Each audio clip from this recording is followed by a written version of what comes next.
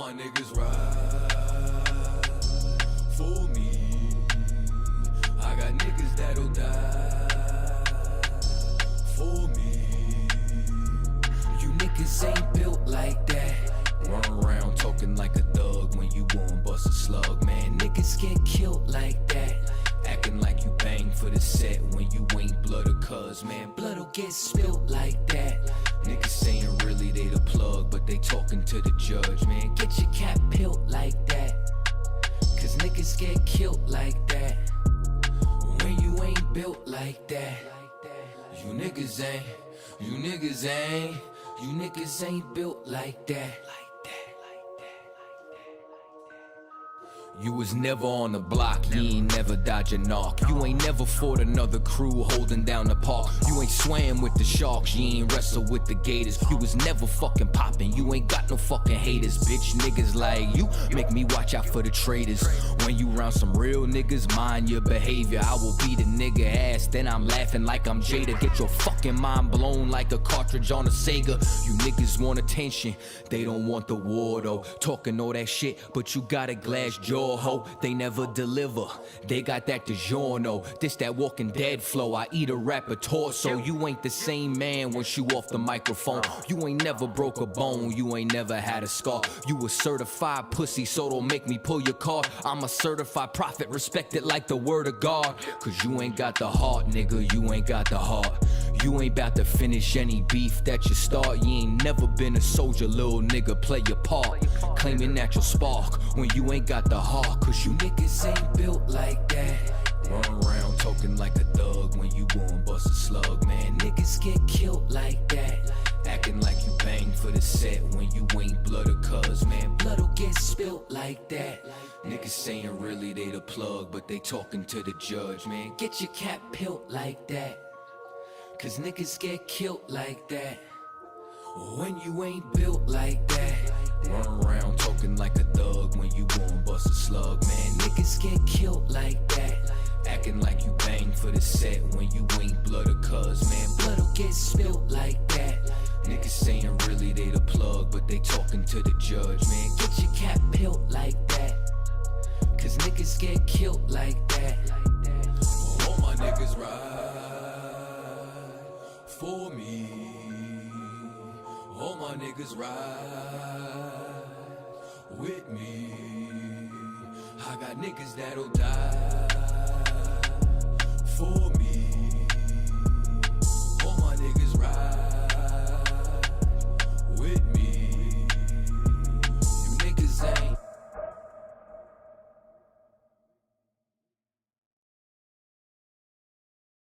Yo, let them make this beat, Yeah, you already know what time it is, you understand? UPK, One West of the Command Junior High to all my brothers, we rolling through, you understand? Cause these niggas weak, these niggas don't know what to do. You see these soldiers beside me, standing in all black with them shields on post, marching, they all my brothers. Gold is precious, but loyalty is priceless. Harm on the mind might leave you lifeless. Wrong with this shit, I'ma need a diapers. Endure through any crisis, cause all my niggas righteous. I don't politic with vipers. Cowards fold, real niggas hold rank, stand for what they believe in, won't compromise a day. Never harmonize with traitors, do not affiliate with impersonators. You cross the line, you gon' catch the vapors. My niggas strong, no chase. Them other niggas sweet like annihilators. Tank full of brown sugar like annihilate. Every time I move, a righteous demonstration. All I deny is Satan. My brother's glorious, true warriors. Delay my sword down to them sentence. Can't stop till we notorious. Thrown in my way with a supreme audience. Proud ass nigga get exiled. No loitering around my brothers. Yeah, you already know what it is. 144 back again, UPK style, putting it down for my brothers. And I roll with straight soldiers. That's you right. See them niggas with them shields That's and right. the fatigues and them boots. They my brothers. We gon' rule it on the king, understand? We gon' rule this bitch at all costs. Nigga, we gon' take these from them crackers. That's right. That's right. Take them to the ground. And we gon' eat and drink. Me and all My my brother like the ladder house. You can't blend with my men, nigga. I can tell you fake from your treacherous mouth. Claiming God is all love, we don't believe that. Give a damn about your 2 cents. Fuck your feedback. I give it all for my brothers, they deserve it. No excuses for my niggas. They striving to be perfect. Sacrifice whatever form, they're never over. UPK, we click tight like Sweet Pea and Joe. Endure to the end, it's what a wise man told me. Licking from the top shelf, but I spit it with the loaded. 144, nigga, everybody know me. All I ever wanted was revenge, fuck a road. Say you down for the cause, gotta show me. Stand tall and do not blush. Remain calm when the danger pop up. Flow deep like David Jones locker. More bars than Central Locker. No competition, only glory in the distance for my brothers.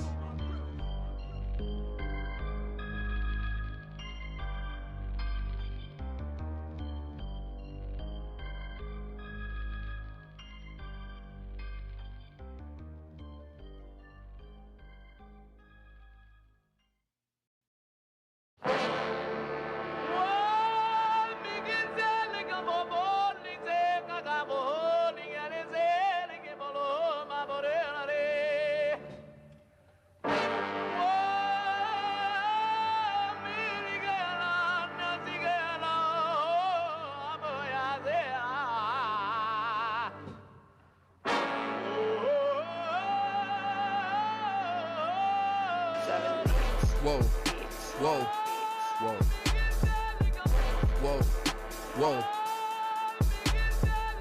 Damn right, I'm a UPK nigga. Straight out of 1 West, no contest. We the best to the niggas that's living, trying to contend with the stress. Going through the test, no access, cause you oppressed. Slaves, niggas is dying off in waves. Living in dirt, now it's a grave. Niggas cross-talk through the crosswalking or the white chalk over the bodies of roads that you paid. America's killing us, saying they fearing us. Put the drugs in the hood, now my niggas delirious. Put a gun in my face, all because of my race. Click, boom, flash, for some Skittles and murder my ass. Like a sheep to the slaughter, heart beating harder and harder. Baptized with these words, never dipping in water. So now we pray to the Father, give strength to the Father that's looking for the marauders. That's fucking taking our daughters, nigga, it's wartime. Lights up, nigga, showtime. Got the green light on that ass, yeah, go time. Either boot up, shut up, but get your ass up. Cause we ain't got time to be playing this all fucked up America. Heaven for the thief, hell for the slave. Reaping what you sow, meaning giving back what you gave for a clean slate. You try to imitate, you was always fake. America, every city, state, this is your fate. Whoa, whoa, whoa, to America. Whoa, whoa, whoa, to America. Whoa, whoa, whoa, to America. Whoa, whoa, whoa, to America. Touring on the timeline, giving the rhythm to expose the intricacies of events. Vibe, who am I? Well, I ain't shit, but getting lit is a pastime. So in a minute, I'ma pass out. I hope you get it. If you didn't, you can crash flying. Kinda simple if you feel it past your last line, but it will confuse a bad mind. A damn shame. That's the exact thing. Gonna get your ass fried. Bombs from the sky, rich devil lullaby.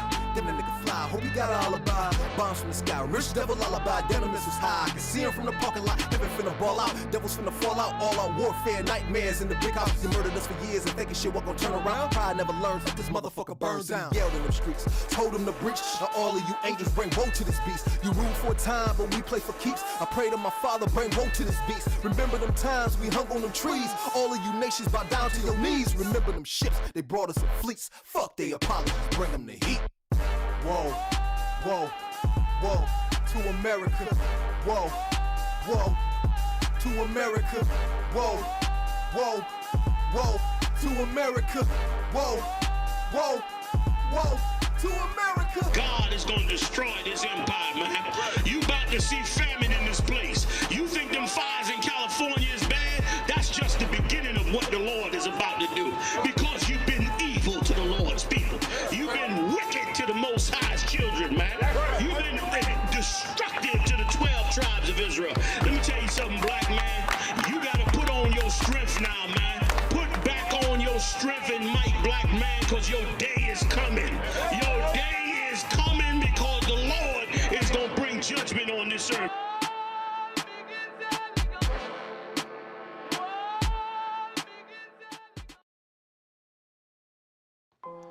Test 1, 2. 2, 2, 2. 2. All I ever wanted was to be a gangster. All I ever wanted was to be a gangster.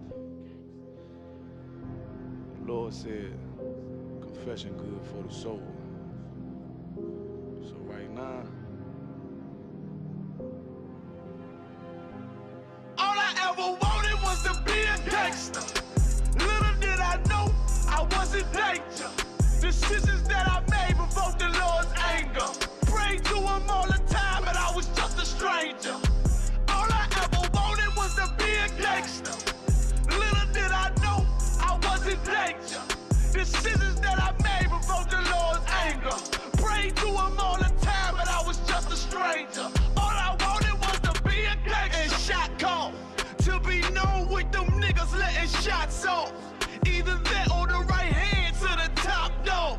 Funny how we see vanity, not the lives lost. Can't be focused on a life that's hopeless. Out there pumping, not knowing the Lord will kill you for that hocus pocus. Used to roll with niggas that cook dope with weaponry. Same ones claim they love you. I had your life in jeopardy. And I know my mother wants success for me. But that G should take a girl. Hey, Shalom. We got the Israelite School of Universal Practical Knowledge, started out of 1 West 125th Street, out of Harlem, New York, underneath Commanding General Yohana.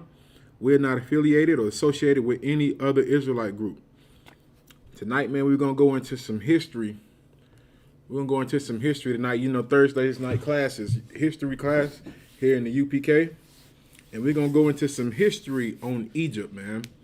We're going to go into some history on what life was like for Israel in Egypt. You know, we coming up on the Passover, which will be next week down in Houston, Texas.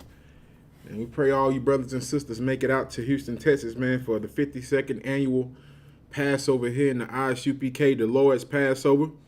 You know what I mean? It's going to be down in Houston, Texas.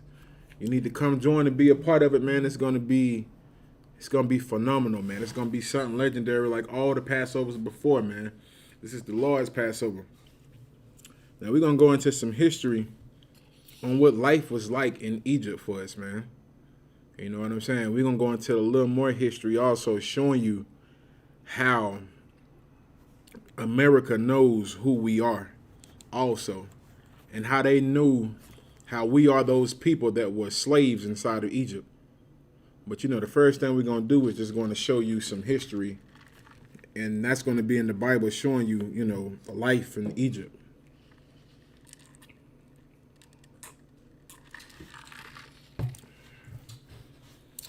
All right. Homeowners, this incredible. All right, let me get some scriptures for y'all, man.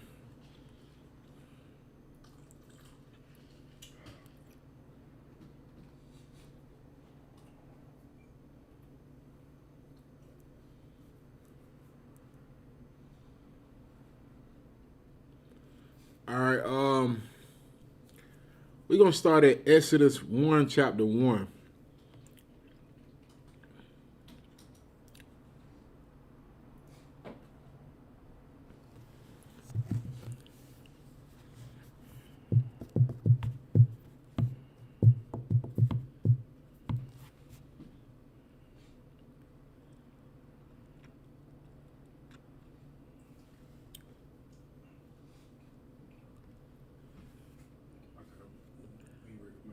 Come on, you can go ahead.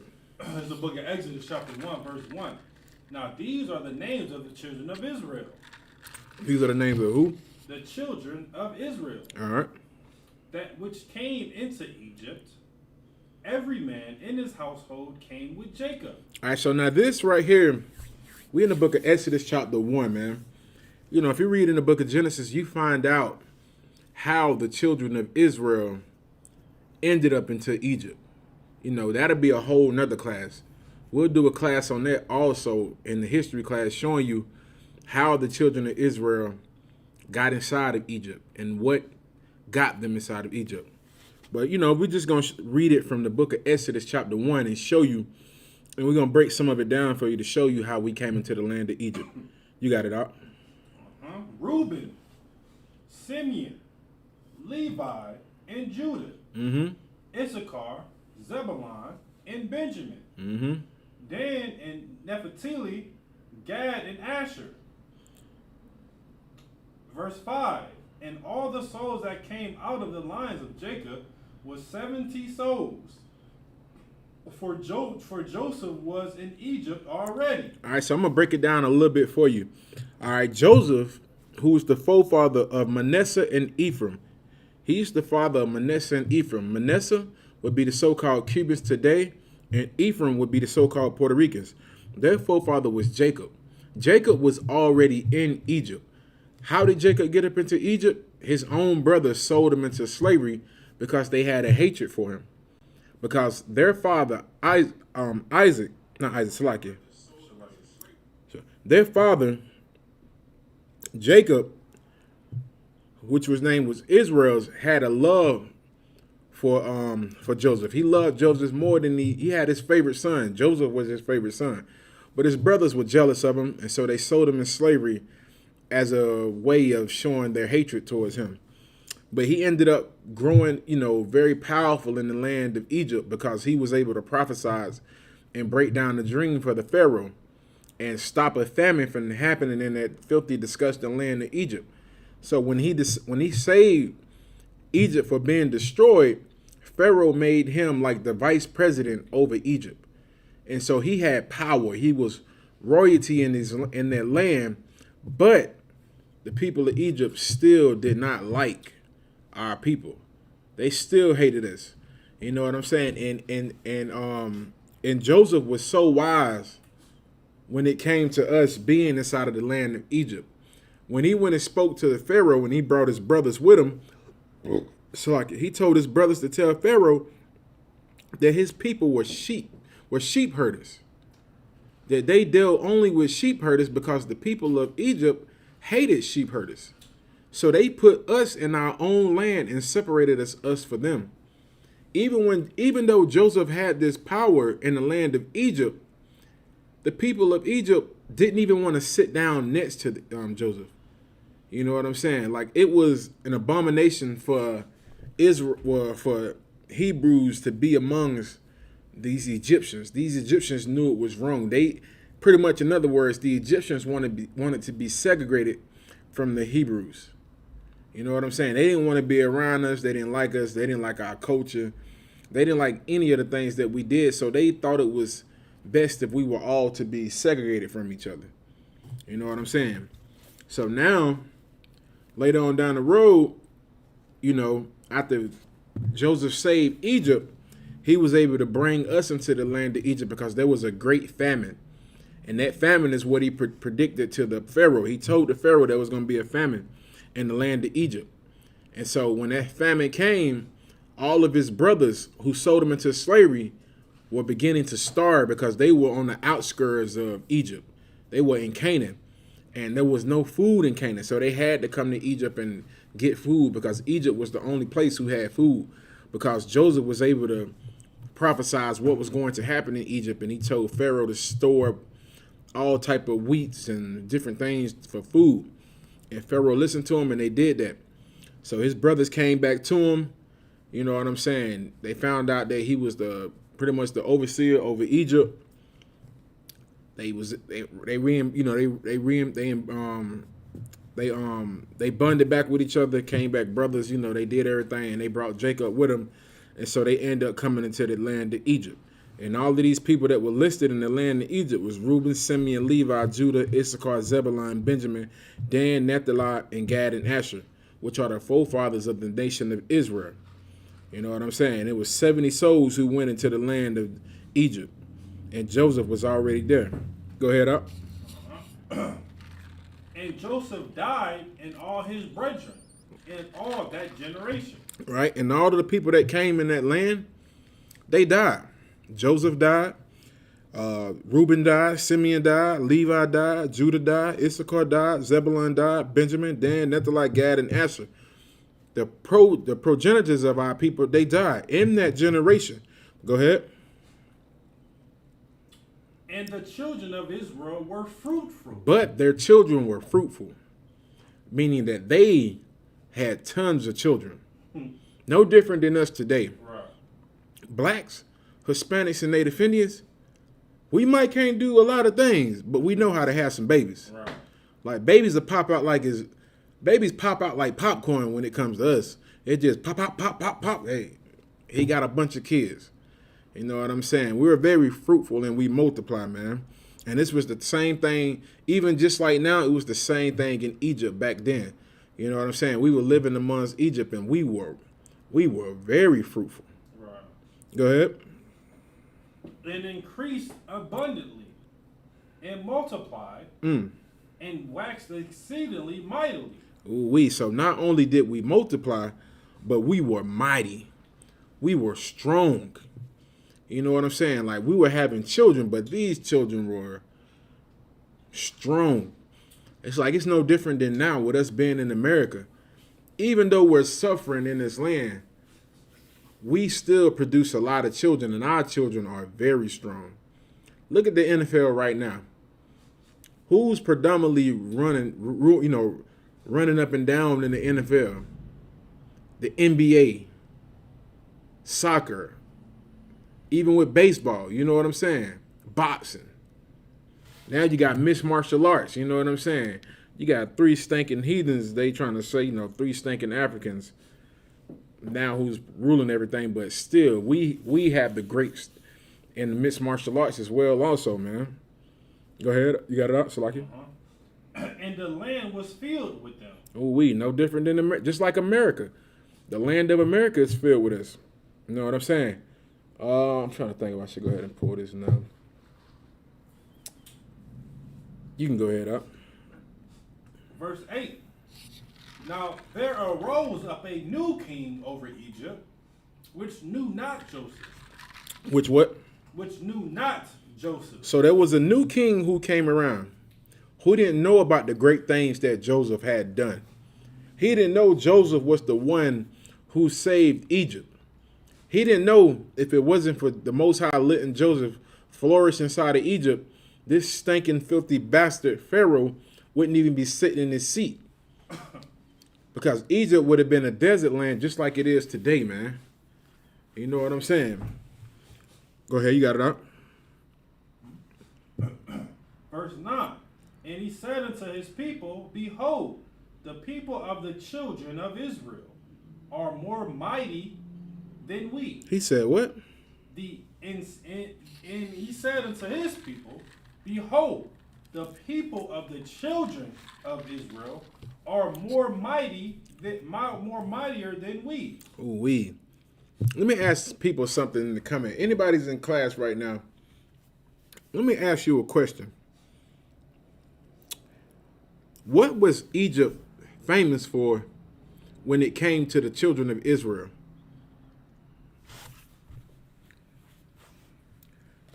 I'm asking this question for a reason, so I can show you something out of a book, some history in one of these books that we have in the school, and then I can start to break down more to you on how us being in Egypt is no different than us being in America. What was Egypt famous for when it came to the children of Israel?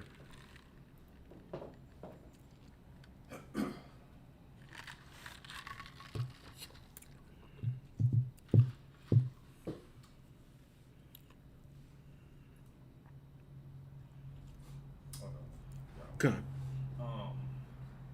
I would say he said bondage, slavery. That's right. Get that brother a hand. That's what Egypt was famous for when it came to the children of Israel. They were famous for having us in slavery in the land of Egypt. One of our first slavers, actually. That's why it's mentioned here in the book of Exodus, because this was the first time that the children of Israel had went into slavery in Egypt.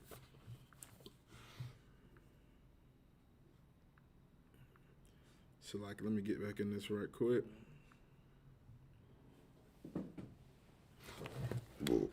All right, now I'm going to pull some history for y'all. If y'all paying attention, if y'all can see this, this is a book called The Black Image in the White Mind. This book has actually went up in the price. Back then, I paid $45 for this book. If you look right now online for this book, the price has increased for this book. Because this book has a lot of valuable information in it. A lot of valuable information that they don't want to get out into the hands of blacks, Hispanics, and Native Indians. But I'm going to get into this part right here. Now, this is the book of The Black Image in the White Mind, page 74. I'm going to read to you what it says in one of these paragraphs right here, a couple of these paragraphs. All right, I'm gonna read it for you. All right, it says the originator of the new scientific ethologic was Dr. Samuel George Morton of Philadelphia, who published a book in 1839 that promised to bring an end to loose speculations about racial origins and differences by opening the era of hard-headed empiricism. Morton's Crania Americana was the result of years of collecting and examining human skulls. All right, so back then, there was a situation going on, you know what I'm saying, where people were trying to find out who in the hell black people were back then. Everybody was curious. They were trying to figure out who we were because we were so different from other nations. All right, I'm gonna keep reading.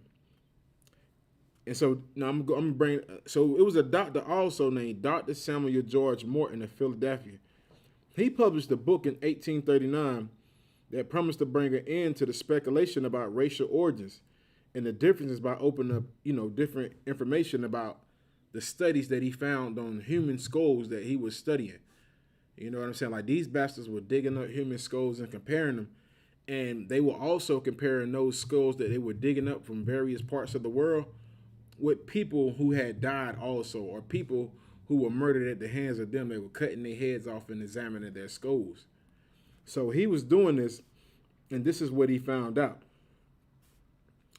It says, as he gathered and studied the crania of different types of men, Morton became aware of the differences between white, Indian, and Negro skulls, and of the fact that the ancient crania from a given race did not seem to differ from those of their modern descendants.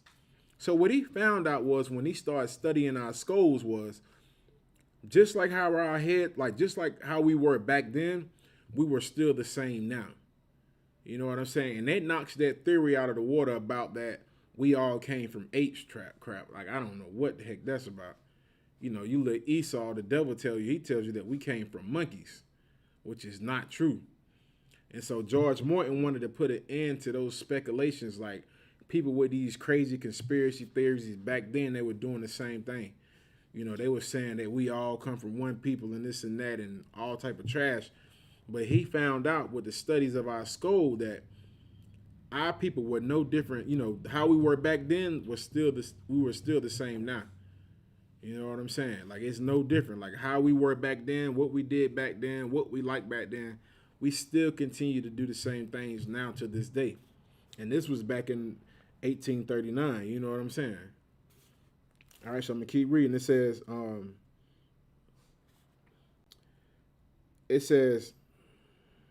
Morton concluded that the races had always had the same physical characteristics, and by implication, the same mental qualities. So he was saying he found out that, the same physical traits that they have now, like our big noses, our big lips, how we big and how we are, what I'm saying? Even our mental qualities, the things that we did back then and how we acted and what we did, nothing never changed. You know what I'm saying? Like black people like fried chicken now, we like fried chicken back then. You know what I'm saying? Issachar made tacos now, they like tacos back then. You know what I'm saying? It's no different. Nothing changed about us. You know what I'm saying? Even with how we dress, like we like gold, we like earrings, we like all this flashy thing. It's nothing different. Like they know that, that's a part of our history. They know those are things that we like to do. All right, I'm gonna keep reading. It says in the 1840s, Morton collaborated with George R. Glidden, an Egyptologist who provided him with mummy heads and information about the racial significance of Egyptian tomb inscriptions. So not only did this devil, Dr. Samuel George Morton, do a lot of studying, he linked up and collaborated with a real Egyptologist, not the black Egyptologists who tell you to study Kundalini good night and tell you they're Egyptologists because they read a couple books. But he went and got with a real Egyptologist, a person who's really at Egypt, digging in the ground, digging in the dirt, doing all the studying and everything. Even though black folk, they won't allow us over there to do this, but he really linked up with a real and true Egyptologist. And this Egyptologist provided him with mummy heads. You know, he had mummy heads that were from Egypt, and he gave them to this doctor, which was Dr. Samuel George Morton. All right. It says, who provided him with mummy heads and information about the racial significance of Egyptian tomb inscriptions. So he was also showing him the black peoples who were on those Egyptian tombs back then. You know what I'm saying? Like, they like to tell you all of this different trash and crap, but they seen the black pictures of the people in the hieroglyphs and on the walls and other tombs and everything. They seen all of these things. Like, they knew that, you know, the people who were in Egypt had dark skin. All right. It says, in Cranial Egyptica, published in 1844, Morton pointed out that both cranial and archaeological evidence showed that the Egyptians were not Negroes. I'm going to read that one more time for you African Kundalini lovers. It says, Morton pointed, it says in Cranial Egyptica,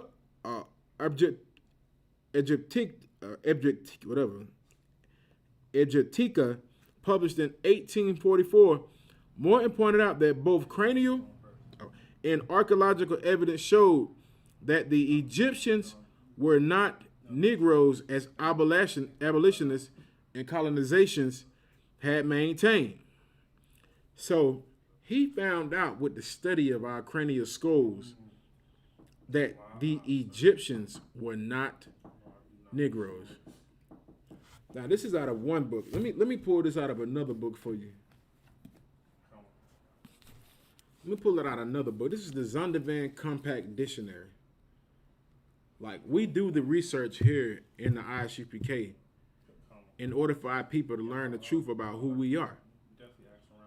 So now even in this book was published this was a 100-year study. This book right here, The Black Image and the White Mind, this book started writing this book in 1817, and they didn't get done with this book until 1914. So this was like a 93, maybe 94-year study on black people. And they found out that Africans were not Negroes. Now let's find out who these Africans were.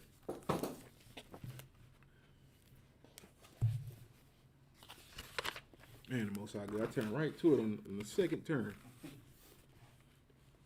All right, this is from the Zondervan Compact Bible Dictionary. This is the definition of Ham. It says, Ham, the youngest son of Noah, born probably about 96 years before the flood, and one of the 8 persons to live through the floods. He became a progenitor of the dark races. So Ham became the forefather of the dark races. All right, let me go ahead and read some more. It says, he became a progenitor of the dark races, not the Negroes. So this is saying that Ham became the forefather of the dark nations, but not the Negroes. This is in the Zondervan Compact Bible Dictionary, where it says Ham is the forefather of the dark nations, but not the Negroes. And even this book right here, The Black Image of the White Mind, it said that with the archaeological evidence showed that they studied, it showed that the Egyptians were not Negroes. The Egyptians were not Negroes. And even this book right here, it says Ham became a progenitor of the forefathers, but not the Negroes. But let's find out who Ham was the forefather of. All right, it says he became the progenitor of the dark races, not the Negroes, but the Egyptians. Read that again. Ham became the progenitor of the Egyptians. So what does that mean? That means that the Egyptians were a dark-skinned race of people. Right. But they were not Negroes. That's in the Zondervan Compact Bible Dictionary. They said that the Egyptians would be Hamites. So now when you go back to the book, which is called The Black Image and the White Mind, now you're going to start to understand why they said that the Egyptians were not Negroes. Because they knew the Egyptians were a dark-skinned race of people, but they were not the Negroes. The Egyptians were Hamites, and they were dark-skinned also, but they were not us. Now let me go back to the book of The Black Image of the White Mind to let you find out who Negroes were in Egypt. Let me show you who we were. Because they found out in the 1844 that Negroes were not Egyptians as everybody liked to say back then. Because they knew the Egyptians were a dark-skinned race of people. Yeah, the Egyptians were black, but they were not our people. The Egyptians were Hamites. All right, let me read the rest of this for you. It says, Morton pointed out that both cranial and archaeological evidence showed that the Egyptians were not Negroes as abolitionists and colonizationists had maintained, and that, in fact, blacks had been regulated to the same servile position in ancient Egypt as in modern America. So you know what I'm saying? So what they found out was Negroes that were slaves in America were the same Negroes who were enslaved in Egypt. Now, my question is to brothers and sisters who's tuning into the class, if we were slaves in Egypt, what would that make us today in America? Who were the slaves in Egypt? That's my question. Who were the slaves in Egypt?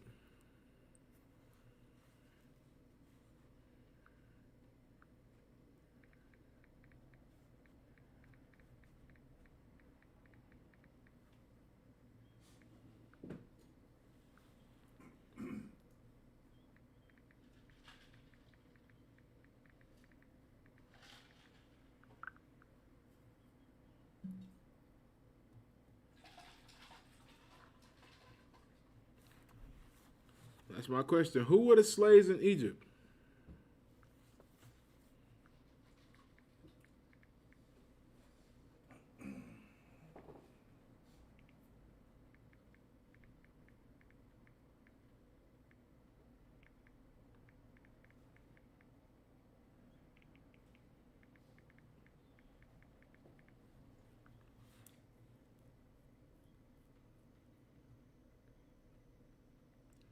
Who were the slaves in Egypt?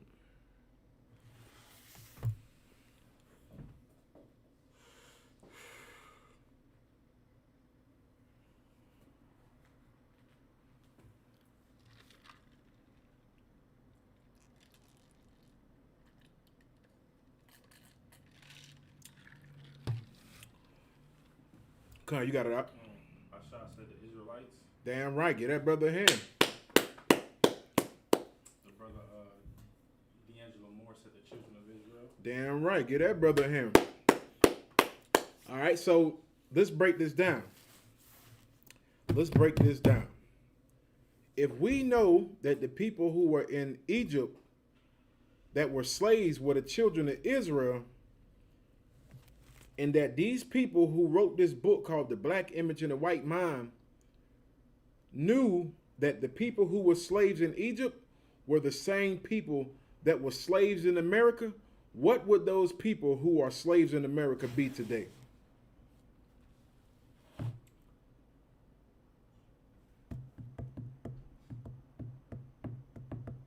me give y'all some time to answer.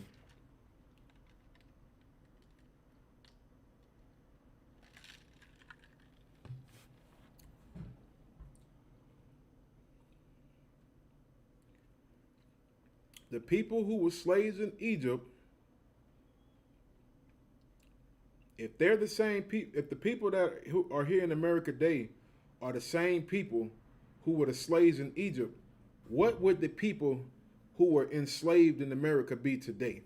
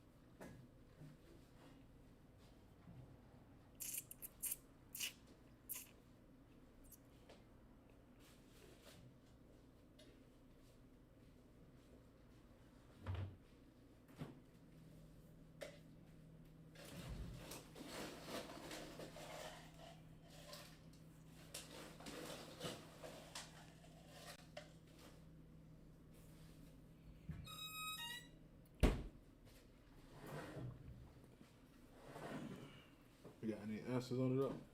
Answers. Come on, y'all. Throw them answers in the chat.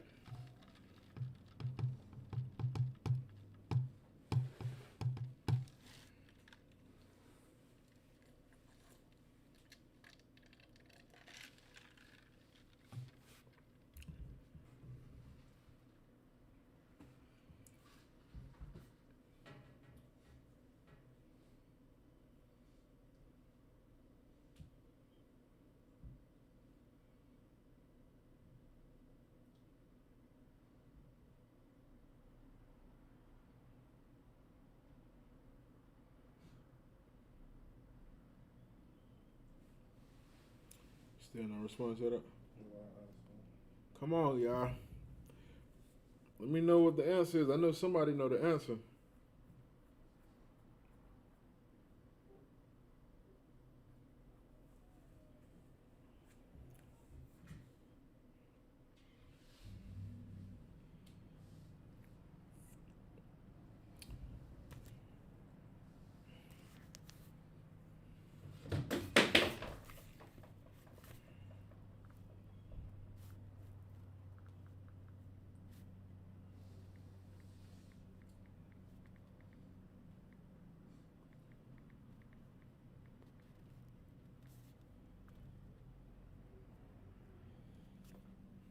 I guess I'm gonna have to give it to y'all for time's sake. Kinda don't want to give it to y'all. I want to see who's paying attention.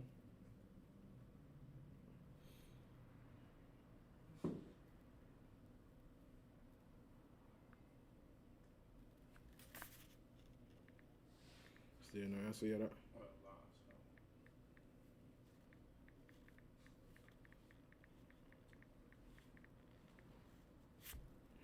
All right, let me give y'all the answer, man. The people that were enslaved in Egypt, we know those were the children of Israel. Now, those same people who were slaves in Egypt are the children of Israel back in slavery again here in America. Like, this is what people don't realize. America knows who we are. They know we are the true descendants of the children of Israel that came out of Egypt. They know this. They know black, Latinos, and Native Indians are the same people, man. They know we're the same people who marched out of Egypt with the help of the Most High, Yahweh Shah Mashiach, with the help of the Most High, Yahweh. You know what I'm saying? They know that we're the same people, man. They know this. They always have known this. That's why they put us in bondage again. That's why they did all of these horrible things to us, man. All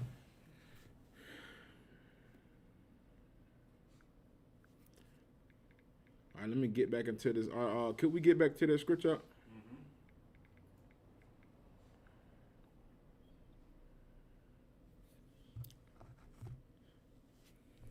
I think it was 1 and 9. We can start at 1 and 9. Exodus 1 and 9.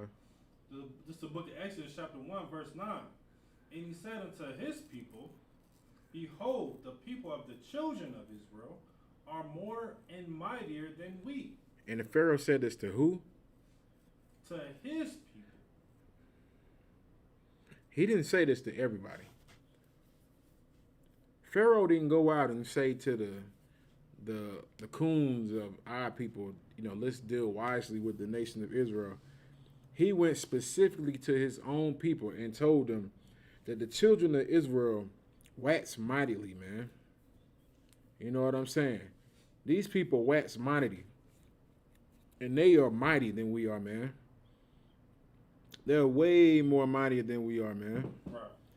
You know what I'm saying? We got to be wise when it comes to dealing with these people, man. We got to be smart when it comes to dealing with these people. No different than how America does with us today, man. They deal with us wisely. They don't just go out there and just destroy us like a bunch of freaking savages. They come up with plans and ideas on how to destroy us. You know what I'm saying? They make up all type of plans and things they can do to destroy us, man. You know what I'm saying? Like, they know they could do certain things to make us happy while they kill us. You know what I'm saying? They know they could give us a little stimmy money and we'll sit down somewhere. You know what I'm saying? We won't bother massa too much. And America learned this from Egypt. They learned how to deal with us from Egypt. They watched how the Egyptians dealt with us, how they treated us. They observed, they read the history on it, the information on it, and they seen how they dealt with us. They dealt with us wisely. Go ahead up. Come, let us deal wisely with them, lest they multiply.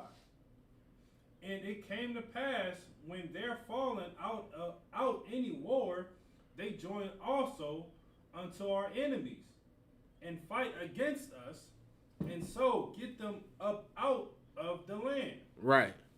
So these filthy, disgusting Hamites, they were terrified of us on the low. They were afraid of how powerful we were beginning to grow in their land. So they had to figure out some type of way how to deal with us wisely, man. No different than how America does with us now, man. Like, America sees how great we are, man, as a people. They see how peaceful we are. They know we're not all with the violence and the murdering and the killing. They know black people don't want to do nothing but just cook out and have a good time. We don't even want to go to damn work. Like, if you just put us on the land a little bit and let us have our own, we'll be fine with that. But just like the Egyptians deal wisely with us, America has done the same thing. They have become wise when it comes to dealing with us. It was some video I watched. I don't know how true it is, but it was supposed to be some FBI informant who was breaking down details on how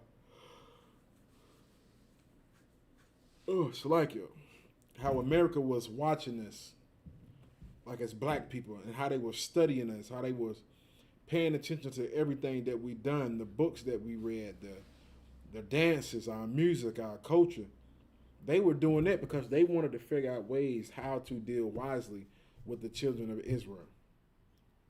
You know what I'm saying? It ain't just the black people too. That's Latinos and Native Indians and our brothers in Haiti, our brothers in Jamaica.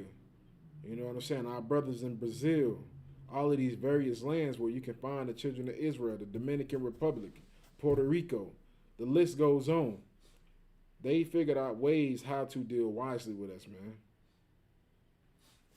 All right, you can go ahead up. Verse 11. Therefore, they did set over their taskmasters to afflict them with their burdens. All right. Those taskmasters is no different than today. What do you think your Christian pastor is? Right. He's a taskmaster. Esau gives him a task to do, and he pushes it on you.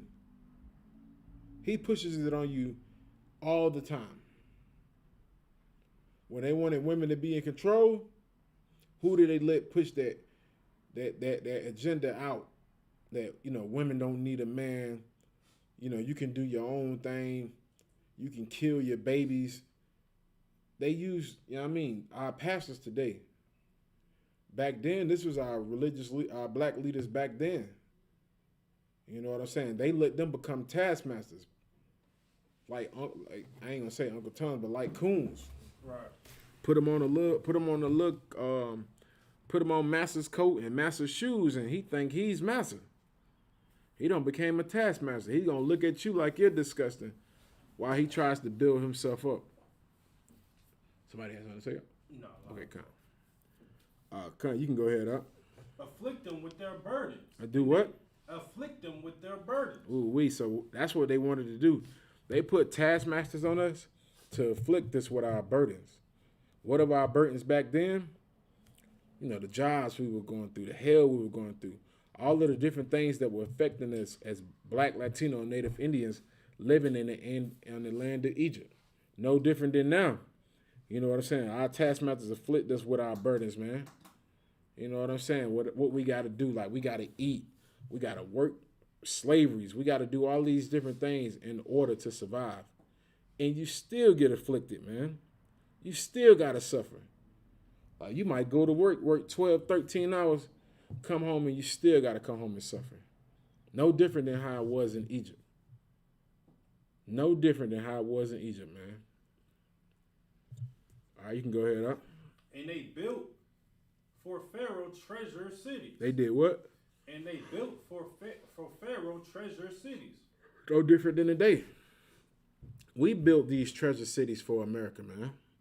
We built up Las Vegas, New York, Florida, South Carolina, Charleston, Greenville, Charlotte, North Carolina. Who do you think built these buildings up, man?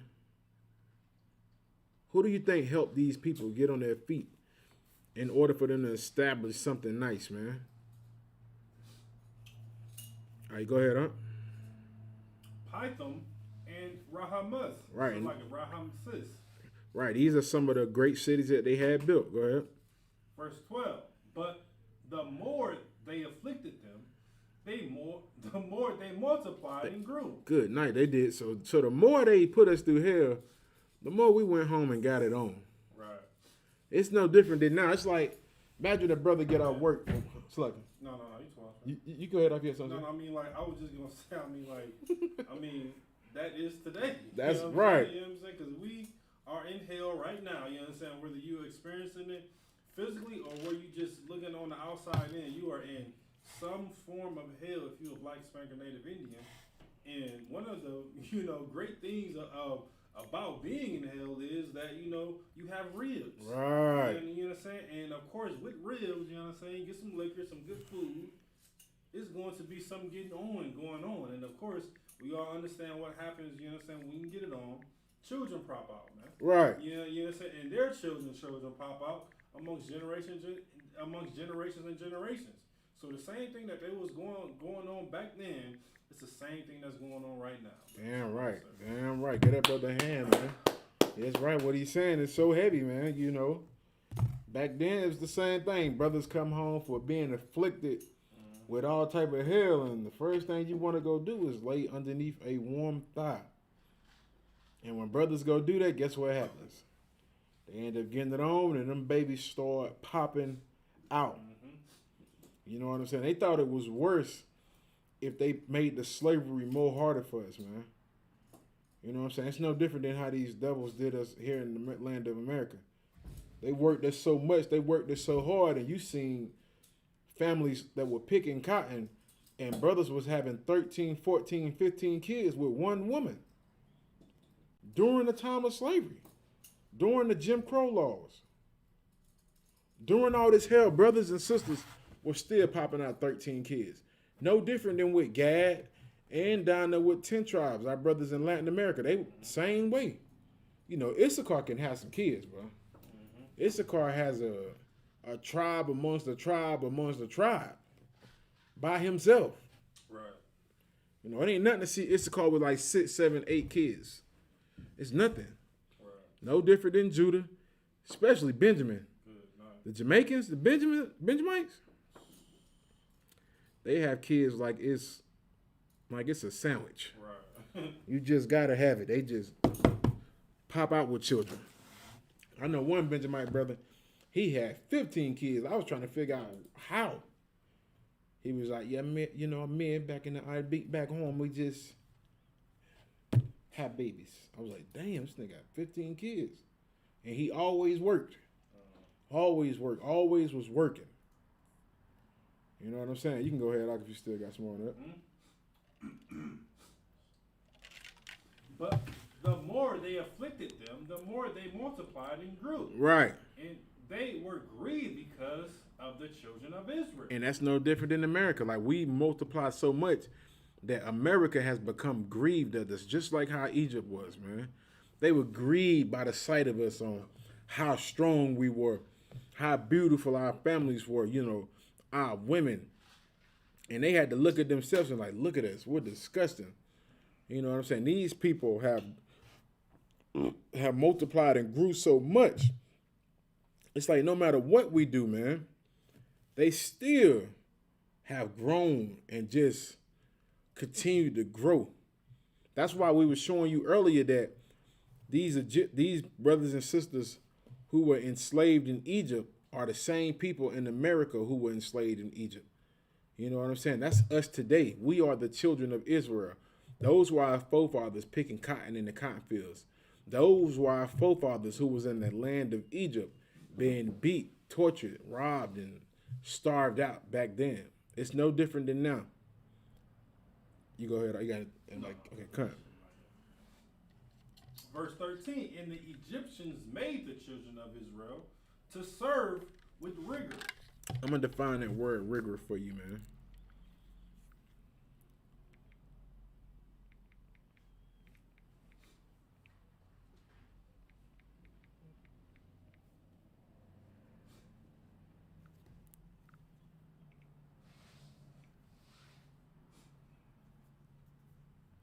Let me get that definition for you.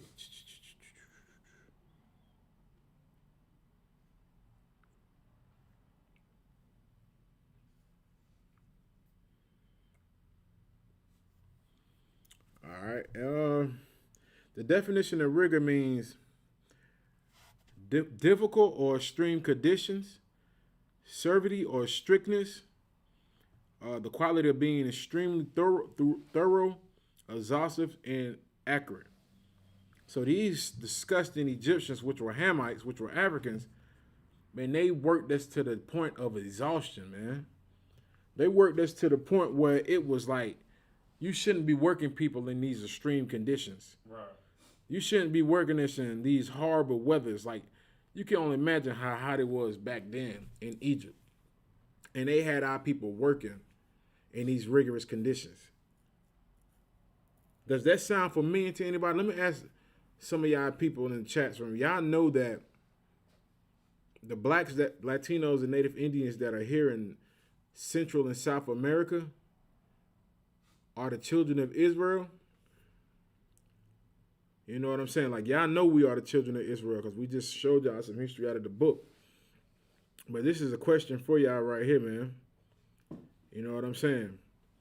What other place in time did blacks, Latinos, and Native Indians had to work in extreme, harsh conditions, man? You know, you had to work to the point of you were so exhausted you couldn't even go anymore. Where and when did that happen to us, man? Outside of Egypt.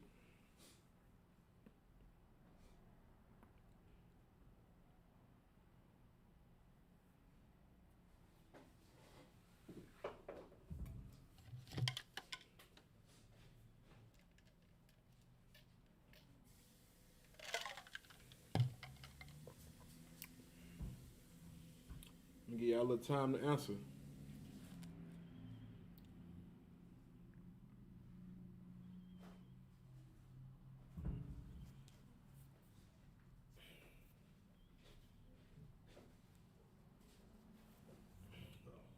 Come on, you got it.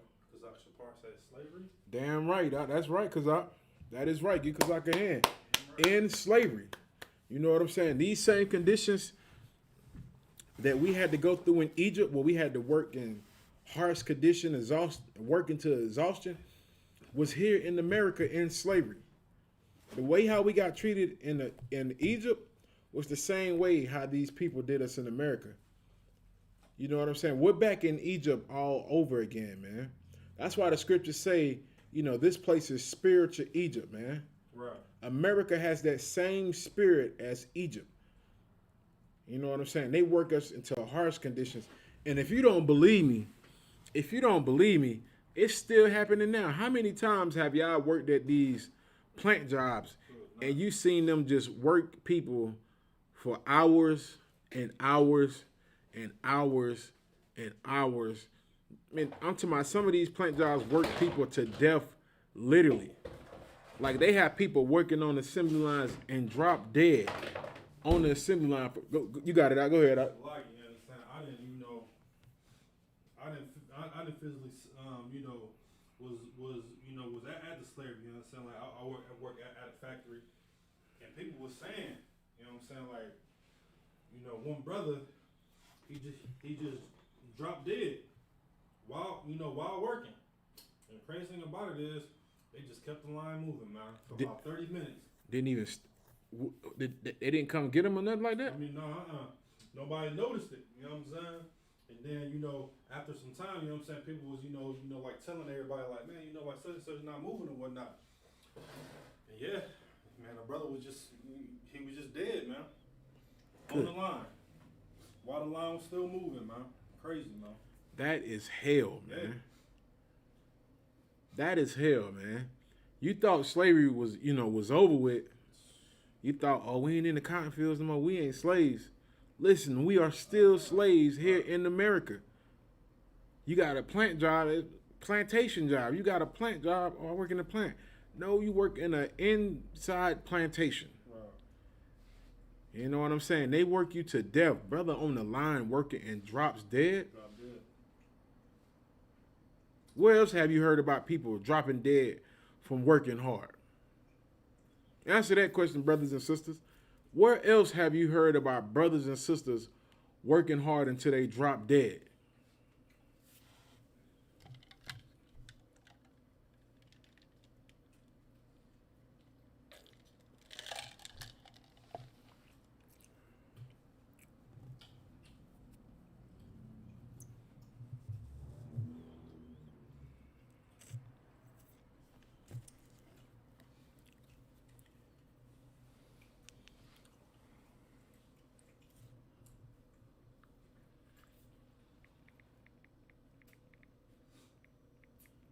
Any answers in the chat? Not yet. All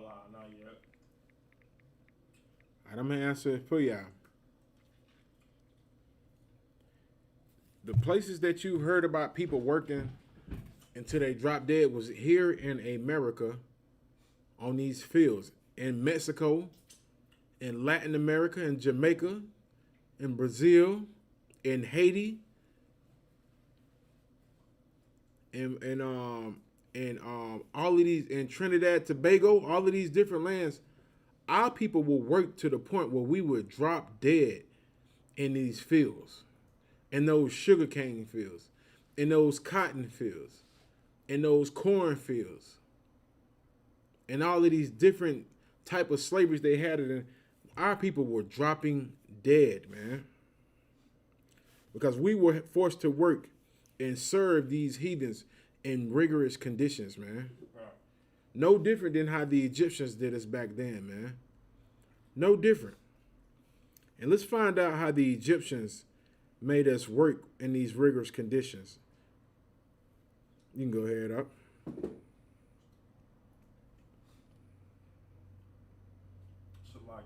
Verse 14. And they made their lives bitter with hard bondage. They did what? They made their lives bitter with hard bondage. Ain't that what they do to us now? Ain't that what they did to us when we came out of slavery? They made our life bitter with hard bondage. It's no different than now. Like, they made our life bitter with just hard servitude. Like, you getting worked to the point, man, where you just like, I can't take no more of this. I can't do this no more. This is too much. This is too harsh. They did that to us back then, man, in Egypt. Worked us to death, man. Worked us to the point where we was just, it just made our lives horrible, man. No different than now, man. They work us, man, and they still make our lives bitter, man. You know what I'm saying? Like, our lives are bitter now. You got to come outside, see your people on drugs, see your people sprung out on drugs, selling their body for drugs. So, like, our people selling drugs to each other. There was a story that came out of a teacher up there in North Carolina, man. He was a basketball coach, teacher, and, you know, he was a Spanish teacher. He was a Judite brother, and everybody loved him, man. Everybody loved him. But yesterday they found him dead in the apartment, in the trailer park. They said he had tried to come through and rob everything, man, to get some money. You know what I'm saying? Like, cause his life is bitter. You know, he was destroyed. You know what I'm saying? Like, that's what happens when you start living in bitter conditions, man. You just don't give a damn no more, man. You like, forget it. What do I gotta live for? My life is already hell. I'm living in this bitter ass condition. I'm starving. I gotta constantly work. I don't get no days off. I'm still poor. I got all of these children. It's no different than now. How we lived in Egypt is how we live now. You know what I'm saying? We're living the same life that we lived in Egypt all over again, man. Living through hell, trying to make it, working paycheck for paycheck. People starving, people on drugs. Can't pay this bill, can't pay that bill. Don't know where your next meal coming. Poor, hungry. We're living that same life all over again, man. You can go ahead up. You can start from the top on 14. And they made their lives bitter with hard bondage. With hard slavery, man. Make your life bitter, man. Why do you think when you go to some of these jobs today, man, you see everybody at beef with each other, man? Everybody got some problem with each other because we all, rather than us being bitter to the person who put us in slavery, we have now become bitter to each other because of the slavery.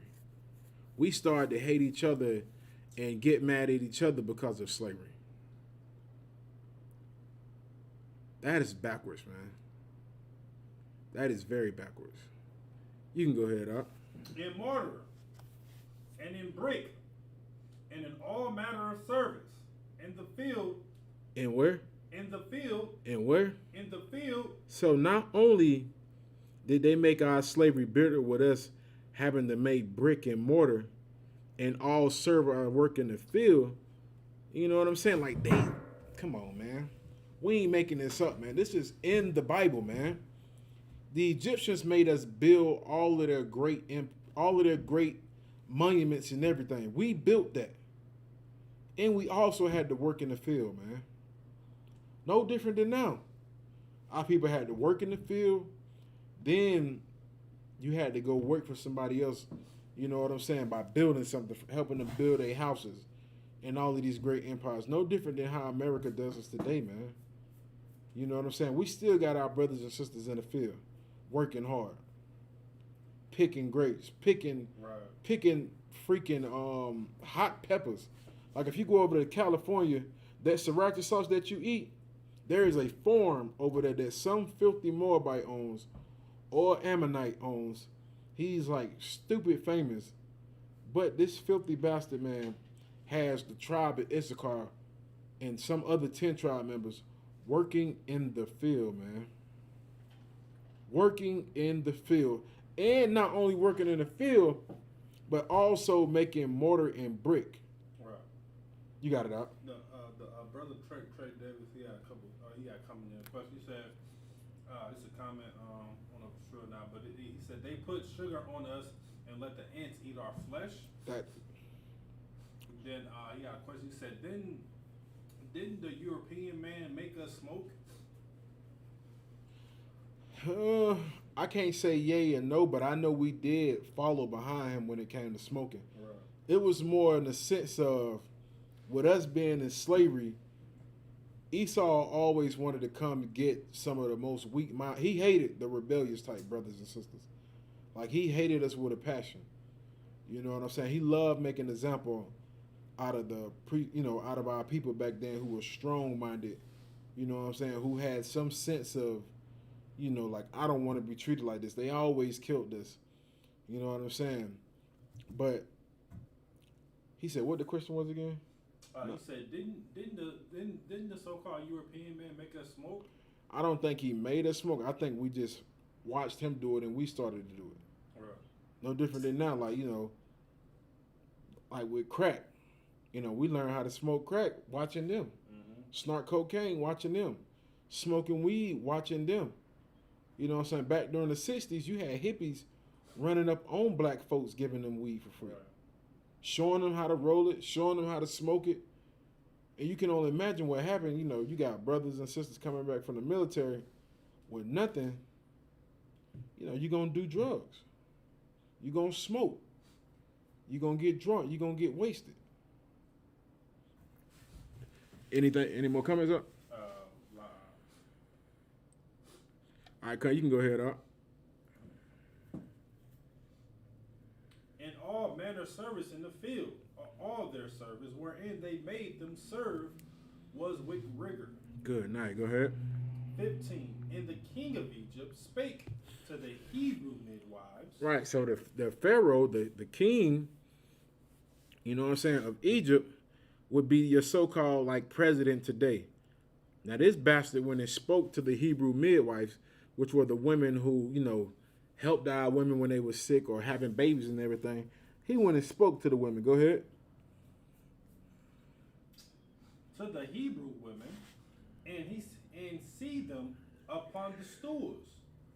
Oh, I skipped down a verse. Of which the name of one was Shifra. I think I'm pronouncing that right. And the name of the other Puha.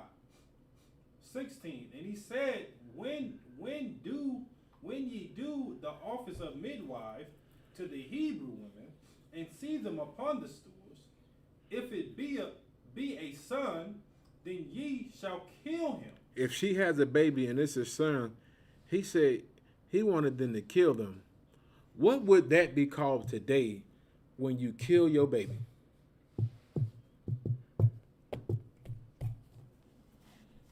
Because I'm going to show you something. I'm going to show you how America mimics Egypt's culture.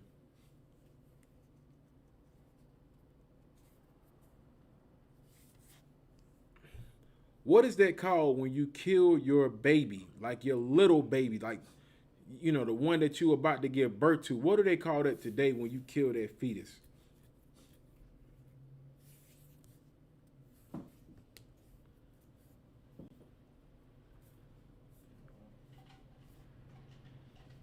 Oh, you got it out? Yeah, the brother D'Angelo Moore said abortion. He said what? Abortion. That's right. That's exactly what that is. That is abortion. The same thing America does to it now. These wicked bastards in Egypt were trying to get our women to do the same thing. He wanted the midwives to commit abortions on our sisters' children, man, if they had a son. He wanted the women to commit abortions, man. Right. Kill the baby if it's a boy. Go ahead.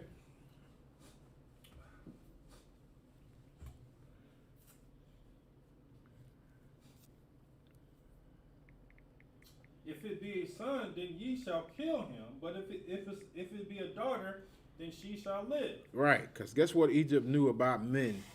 They know one thing about men is they carry the seed. Mm-hmm. I'm not saying our sisters are not important because we need our women. We need Black, Latino, Native, Indian women. We need them like we need water. Right. But one thing these bastards knew from Egypt was, if you want to stop the people from reproducing, get rid of the men. And then there won't be no more Israelite children. You know what I'm saying? Get rid of their men and you won't have that problem. No different than today, man. You go ahead. And if I could now, you know what I'm saying? Now what they doing now is, of course, you understand, we have all these abortion killing clinics. You understand? But now, you understand, our oppressor is truly the devil that the Bible speaks of. Damn right. Of course, now what's going on now? You see Black, Hispanic, Native Indian men where? In jail. You understand? So that's another form of killing us, man. Damn right. You understand? Because we can't reproduce in jail. Right. You understand? What's that going to turn us into? More than likely, 9 out of 10 or 10 out of 10 times, men gonna come out what? Homosexuals. That's a fact. You know what I'm saying? And don't even have no type of interest in a woman, man. You understand? And of course, if they kill us at birth, I mean, good night. You know what I'm saying? Like, that's just a done deal. But of course, you know what I'm saying? Once we become older, once we, we become mature, and once we, you know what I'm saying, we get the urge to actually have sex, what happens, man? You know what I'm saying? We get locked up for petty crimes, man. You know what I'm saying? Like what's that? What is it called, man? The Bill Clinton law. That bill. The 3 strikes are out. The 3 strike laws. The 3 strike law. You know what I'm saying? Of course, you know what I'm saying. We not, we not for, you know what I'm saying. Marijuana or serving drugs, whatever the case may be. You know what I'm saying? But you still have people in jail right now for a gram of marijuana, and they are legalizing it in every single state, man. And once again, like I said before, we are not for this whatsoever. But good night, man. Look at it, man. People are still in jail. because of this, man. You know what I'm saying? Because of, you know, our oppressor brainwashing us and, you know, thinking that it's cool to serve drugs to other people. You know what I'm saying? It's cool to you know the quote unquote connect. Good You night. understand? And then what happens, man? You know what I'm saying? Good night, man. We all understand, you know what I'm saying, that our oppressor is the main connect, you know what I'm saying, when it comes to serving drugs. Right. You know what I'm saying? They are the true thugs. You know what I'm saying? But what we do, man, we just follow suit, man. Right behind them, man. Trying to be like them, you know, trying to be that, you know, live that quote unquote American dream. You know what I'm saying? But that American dream is killing us, man. You know what I'm saying? It may not be a physical death, you know what I'm saying, but it's to the point where we can't reproduce any more Black, Latino, and Native Indian kids, man. So like, Come on, get that brother a hand, man. Damn right, man. That brother's brain out is so heavy, man. Because he's right, man. They got so many tools and ways to destroy us, man. They got so many tools and ways to destroy us, man. Tons of ways, man.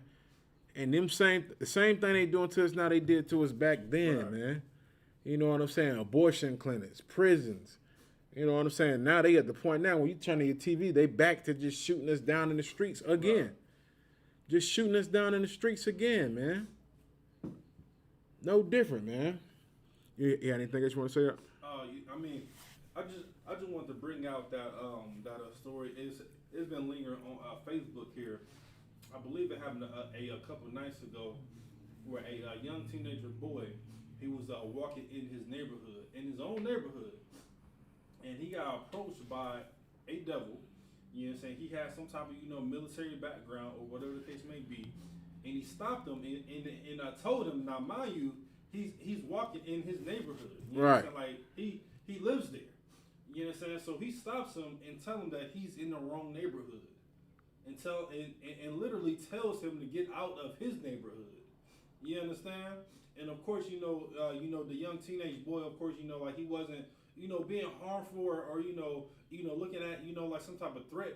But of course, you understand, like he wanted to stand his ground and let him know, like, listen, man, I stay here. Right. You understand, like, you know, of course, you know, I'm not certain if he had an actual physical house, you understand, but of course, he stayed within that neighborhood, man. So you know the devil broke his phone, you know what I'm saying, pushed him, got on his face, you know what I'm saying, you know, was you know, cussing him out, whatever the case may be, man. But I mean, like, what I want to bring out, of course, is, man, you know, like, think about, you know what I'm saying, like the psychological damage that put that young teenage boy in, man. Right. You understand? Now he's going to be on the edge of which he should be anyway.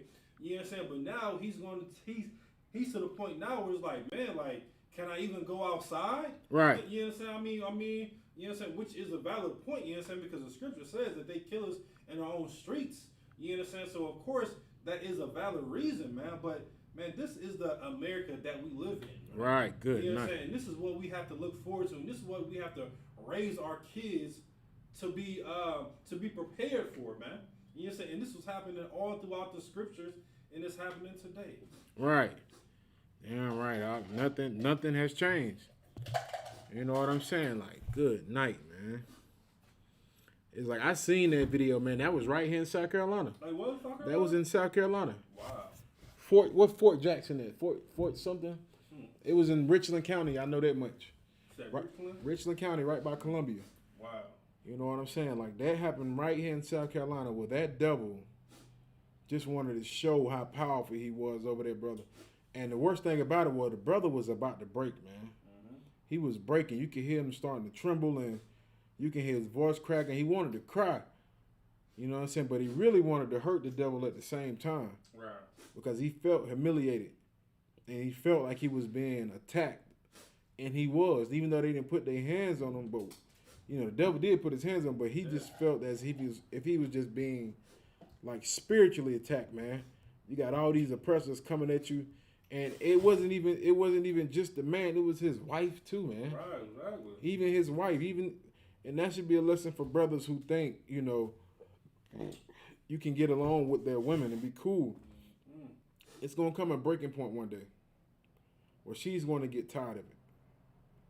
And she's gonna want to leave, and she's going to hate you. Right. What do you think our sisters get there from? The hate that they have for their men, for black men. It ain't a hate for white men, but it is a hate for black men. They get that from the oppressor's women. They get that from the oppressor. Master hate black man. Now he wants your sisters to hate black men. Good. That's crazy. Con, you got any? You got any more of that scripture up? No, you two up. Verse 17. But the midwives feared God. Right. The midwives did what? They feared God. Damn right. Them some righteous sisters, man. They didn't give a damn about what that filthy, disgusting bastard had to say, man. They say, look, you know what? You can say what you want to say, but we don't fear you. We fear the Most High. Go ahead, The brother D'Angelo Moore, he said that's 15 minutes from where he stayed at, where that accident happened at. Good night, brother. Brother, you need to be here with us, brother. Right. Because you can go out there and we can be out there with you going to war against that filthy bastard, man. That filthy bastard that got in our brother face like that and tried to humiliate him on national TV in front of the world, man.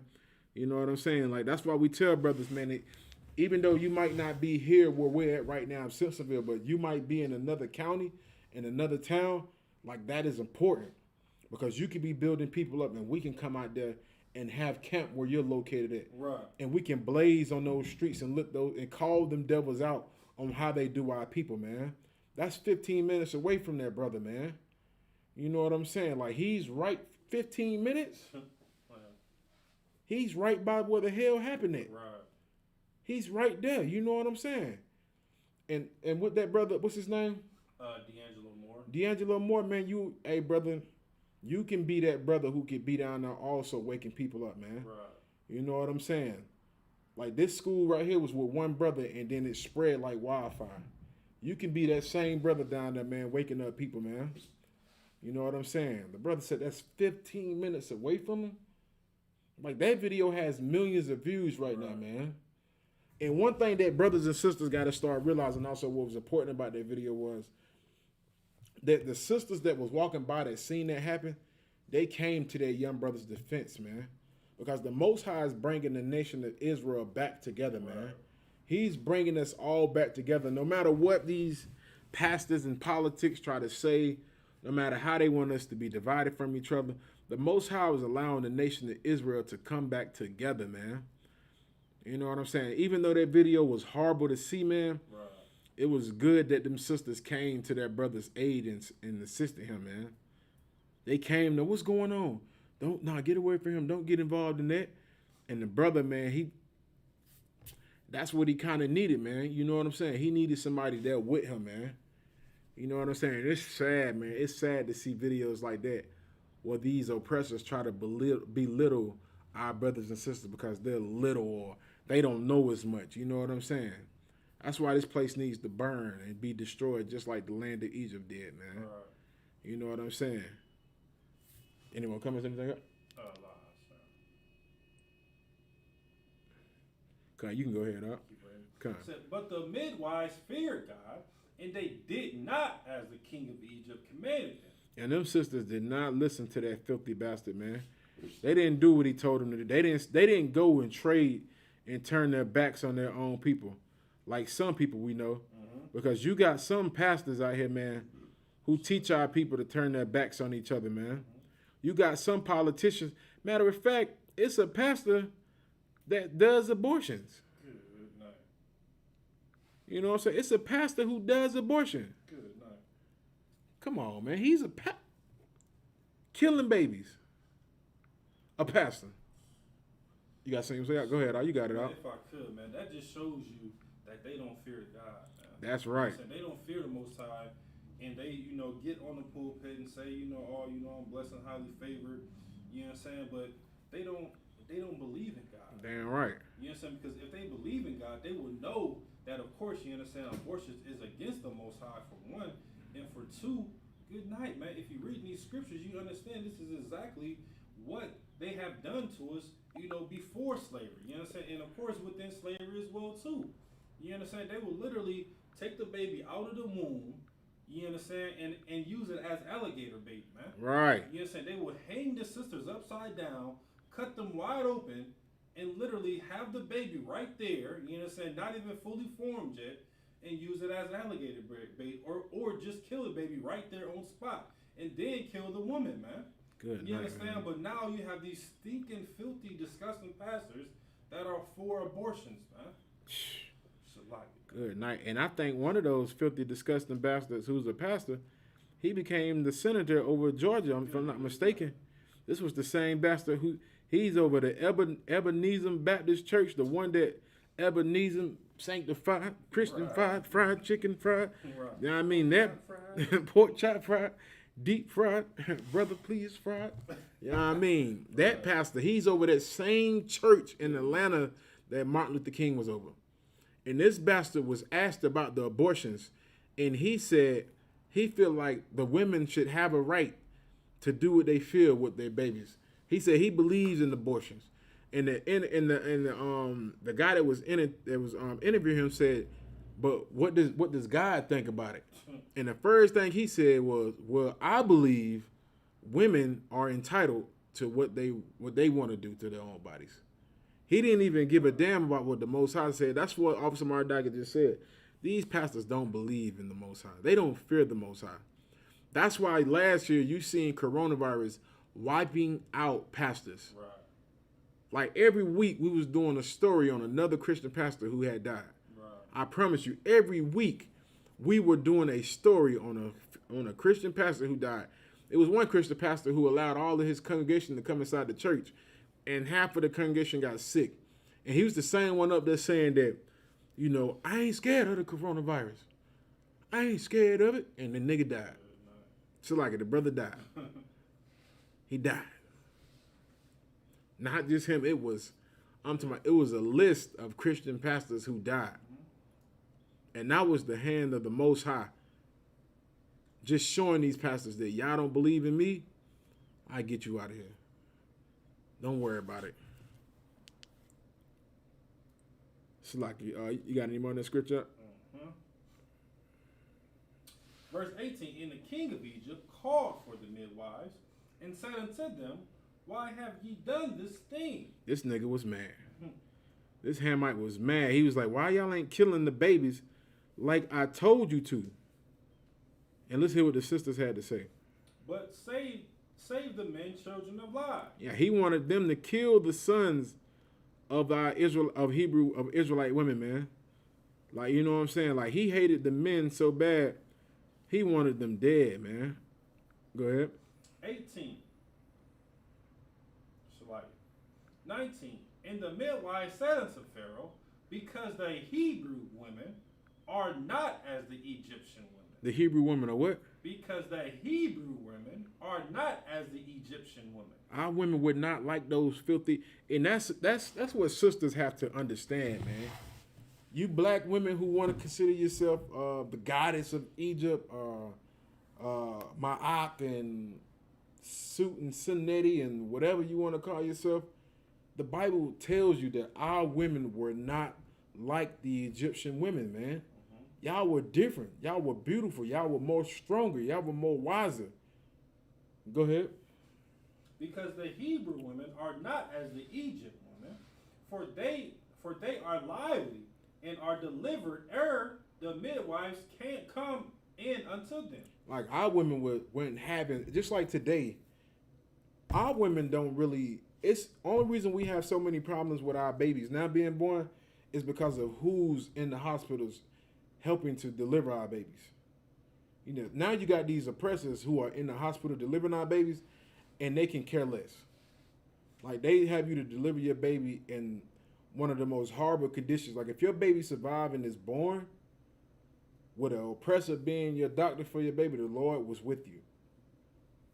You know what I'm saying? Because now you got these heathens, like you got these East Indians, you got these Edomites who are in there delivering our babies, man. And a lot of our children have died in the hospital before they can even make it home, man. Right.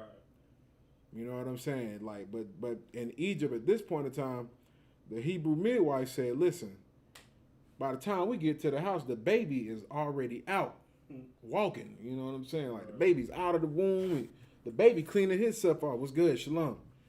You know what I'm saying? Because our women are different from those Egyptian women. Right.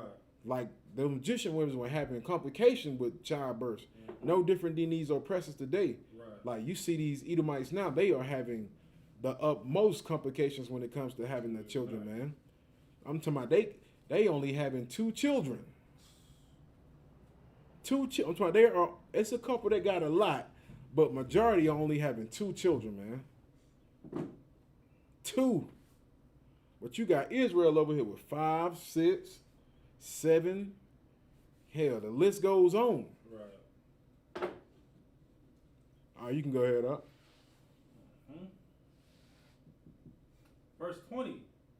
Therefore God dealt well with the midwives. He did what? He dealt well with the midwives. Right, and that's what sisters got to understand, man. When you don't fall victim to these lies and games and bullcrap Esau has to do, man, wants to do to you now, the Most High deal well with you, man.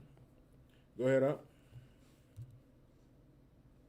And the people multiplied and waxed very mighty. Verse 21, and it came to pass, because the midwives feared God, that he made them houses. 22, and Pharaoh charged all his people, saying, every son that is born ye shall cast into the river, and every daughter ye shall save alive. Good night, man. So these bastards couldn't get rid of us, man. So he told his people, he told his own people, he told these filthy Africans, he said, you know what? Y'all start killing their children, man. Y'all kill the sons of thy people. Throw them in the river. Just like Officer Maradaki was saying. When they were throwing our children in the river back in Egypt, guess who was eating our babies, man? The alligators. Right. The alligators were eating our children when they were throwing our children into the Nile. Because that was an order that Pharaoh gave, man. Pharaoh gave that order for them to kill our children, man. Our sons. Because he was scared of the men of our people, man. You got it out. You can go ahead. You want me to go to verse chapter 2, sir? Khan, go ahead. Khan. So Exodus chapter 2, verse 1.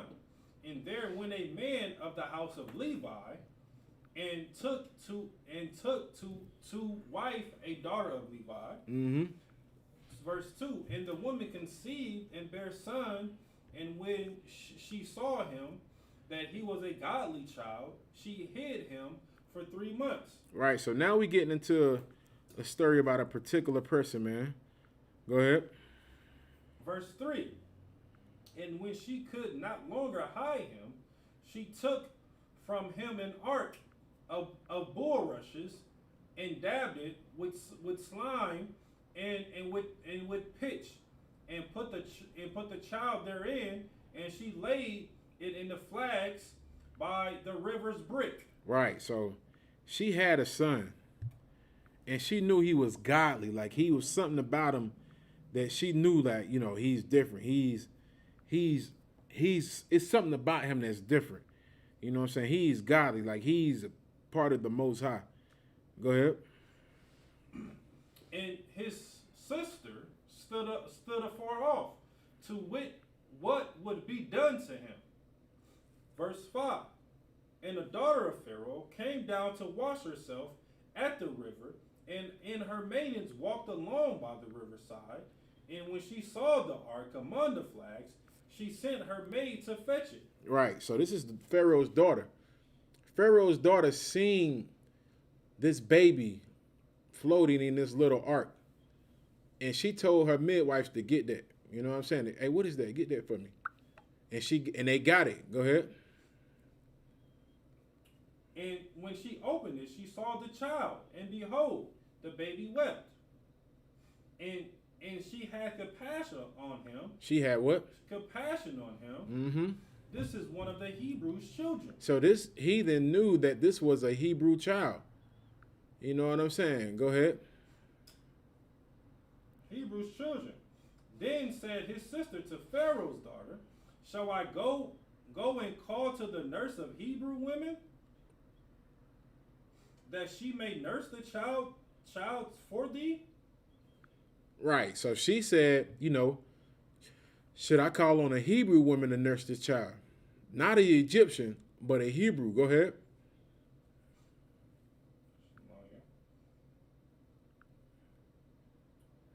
And Pharaoh's daughter said to her, "Go." And the maid went and called the child's mother. She did what? The Pharaoh's daughter said to her, "Go." And the maid went and called the child's mother. Right, so they knew who this child's mother was. Go ahead. Verse 9. And Pharaoh's daughter said unto her, "Take this child away and nurse it for me, and I will give thee thy wages." And the woman took the child and nursed it. And the Lord was with her, man. Like the Pharaoh's daughter paid her to nurse her own child, man. The Lord was with this child, man. Did she say the name of the child yet?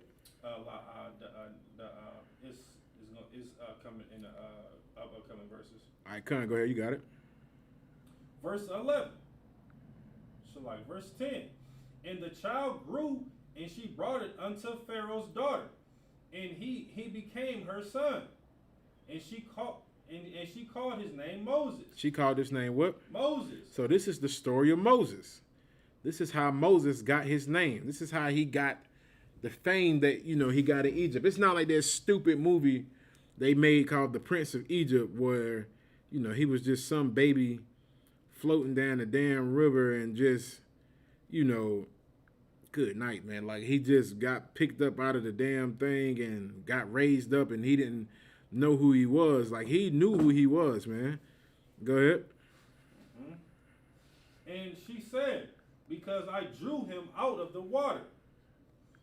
Verse 11.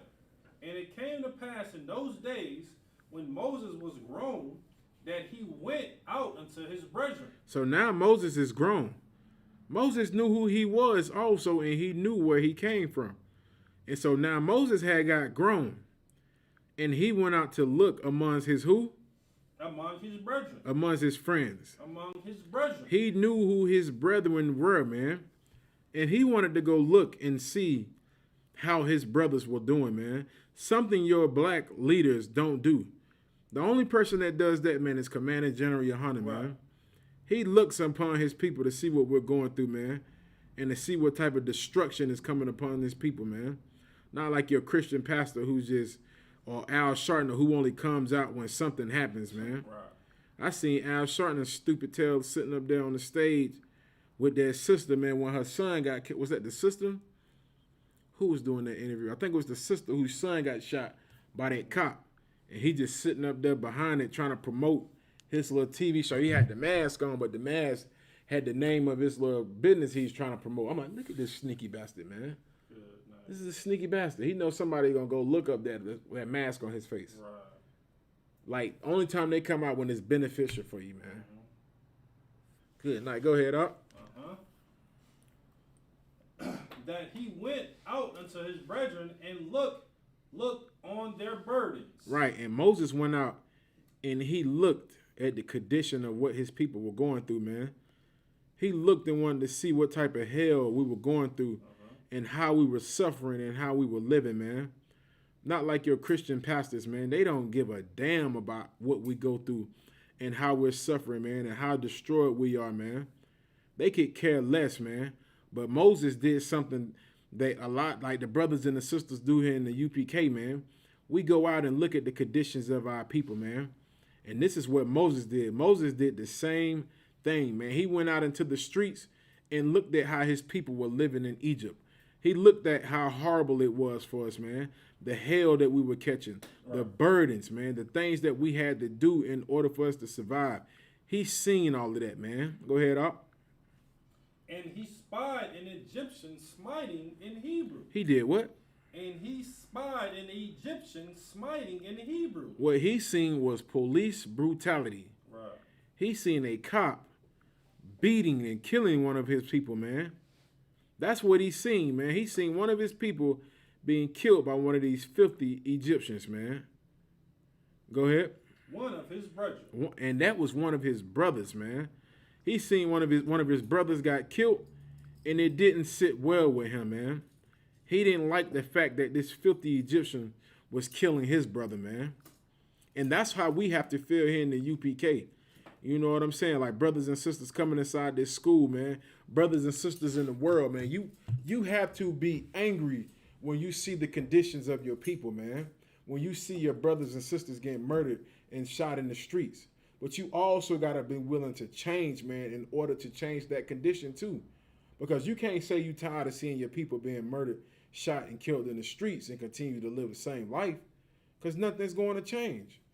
You can't keep smoking weed and say, I'm tired of us being mistreated by the police officers, when that's the reason why the police officers come. They come because they always looking for ways on us to be committing sins against the Most High. You know what I'm saying? You can go ahead up.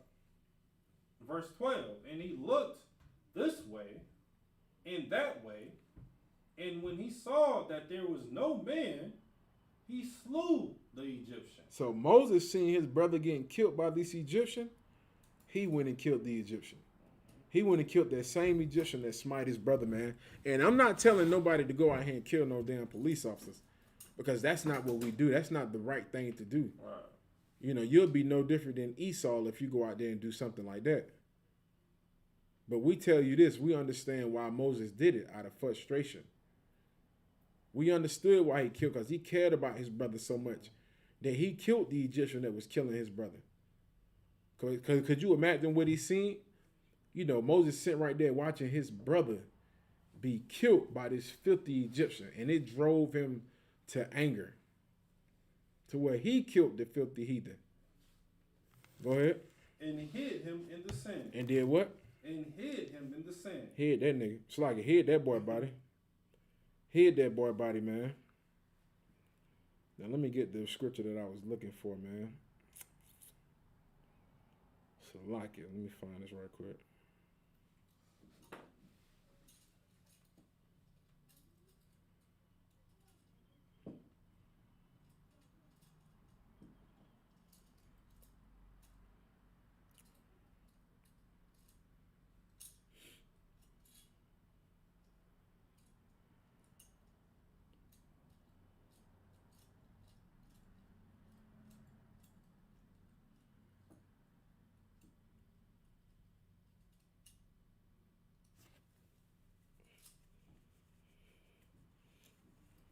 All right, if you could you go to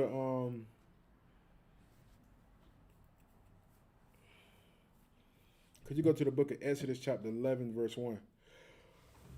We gonna skip up a little bit, man. This is the book of Exodus chapter 11 verse 1. And the Lord said unto Moses, yet will I bring one plague more upon Pharaoh and upon Egypt. Right, so now we don't went a little farther more into the Bible, man, because, you know, I'm just skipping by to show you, you know, what happened to Egypt and what happened to Egypt for how they treated the children of Israel, man. For how they destroyed us and beat us down. Like, we prayed to the Most High to get us out of those conditions in Egypt, and the Most High did. He had started to plague Egypt with all type of plagues and things, to the point where Egypt was starting to fall. And that's what we're starting to see now in America, because the Most High hears the cries of the children of Israel, man. He hears the cries of blacks, Hispanics, and Native Indians, man. He hears these things, man. All right, you can go ahead up. And afterwards he will let you go hence. When he shall let you go, he shall surely thrust you out hence thereat altogether. Right. So now these Africans want us to get out of the land of Egypt, because the Most High has been whipping their tail with plagues. Go ahead. Verse 2. Speak now in the ears of the people, and let every man borrow of his neighbor, and every woman of her neighbor, jewels of silver and jewels of gold. Right. Go ahead. 3. And the Lord gave the people favor in the sight of the Egyptians. Moreover, the man of Moses was very great in the land of Egypt. Right. Moses was great in the land of Egypt. Go ahead. In the sight of Pharaoh's servant. Right. And in the sight of the people. They were terrified of Moses. You know, this nigga Moses don't have plagues coming against Egypt. You know, niggas ain't eat, brothers, them heathens ain't eating over there. You know, they land is destroyed, their crops are destroyed. You know what I'm saying? They just going through hell, man. Go ahead, you got it. in the sight of Pharaoh's servants, and even the sight of the people. And Moses said, Thus saith the Lord, at midnight will I go out in the midst of Egypt. Ooh-wee, go ahead. And after all, in all the firstborn of the land of the Egypt shall die. The Most High said what? And in all the firstborn in the land of Egypt shall die. But I thought the Most High was all about love. Right. I thought the Most High loved everybody. Right. But how come the Most High said, I'm going to go into the land of Egypt and kill the firstborn of the land of Egypt, all the people of Egypt? Go ahead. From the firstborn of Pharaoh that sitteth upon his throne, even unto the firstborn of the maidservant Good. that is behind the mill. So the Most High said he was going to kill all the firstborn of Pharaohs and all the firstborn of the maidservants. Go ahead. And all the firstborn of beasts. Good. Now he going to, God damn, Salakia. He going to kill the firstborn of the cow? Right. That's gangster, man. Right. Y'all out here thinking y'all real gangster because you shoot up somebody's house. Right. The Most High is a real gangster. The Most High said, guess what? I'm going to kill the firstborn of everything. Even the firstborn of they damn goat. The bulls, all of your animals you got. I'm going to kill the firstborn of everything. Go ahead. Verse 6. And there shall be a great cry throughout the land of Egypt, such as there was none like it, nor shall be like it any more. And the Most High said he was going to make life hell for the Egyptians, man. You know what I'm saying? So, like, let me see, can I find this last scripture?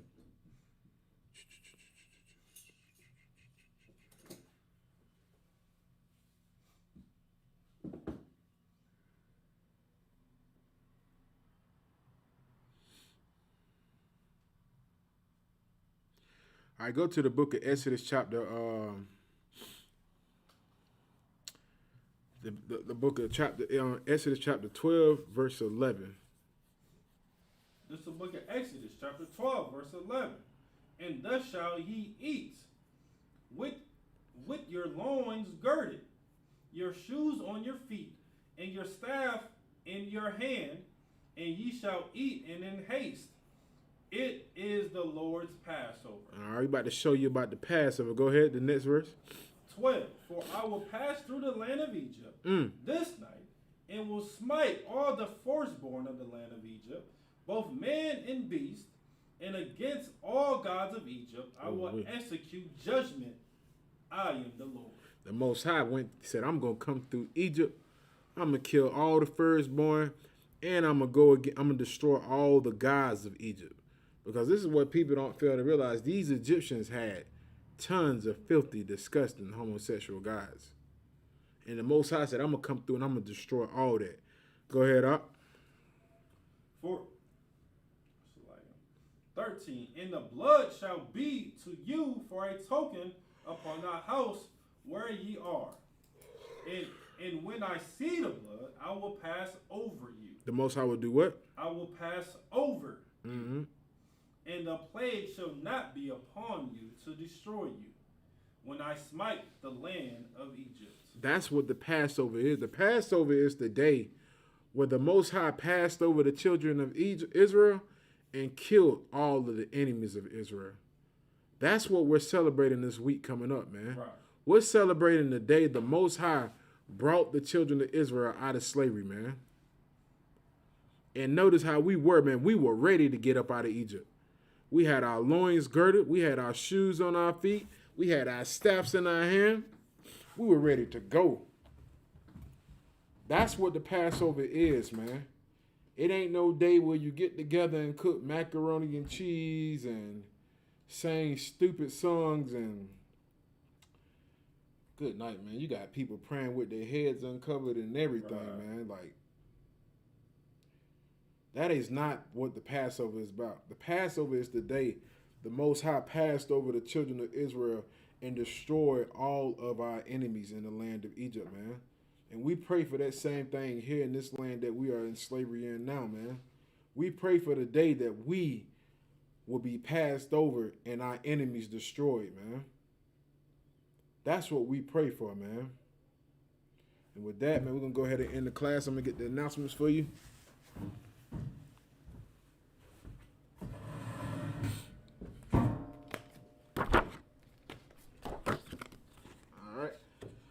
ISUPK security announcements. We are the ISUPK, started out of 1 West 125th Street, Harlem, New York.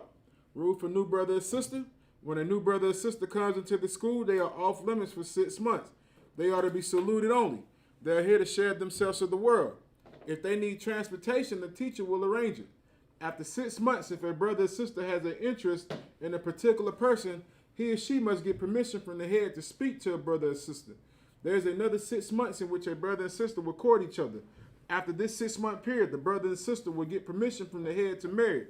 Tithes, which is a commandment, Numbers 18 through 21.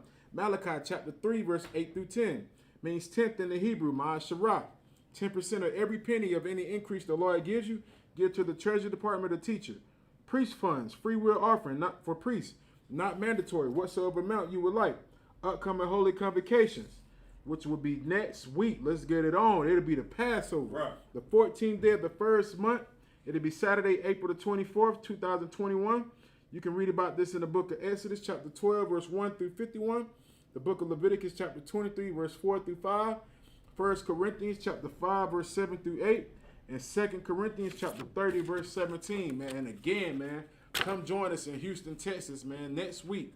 The 52nd annual Passover, man. The Lord's Passover. Right. The only Passover, man. Not no, I don't know what that other stuff is, but this is the Lord's Passover.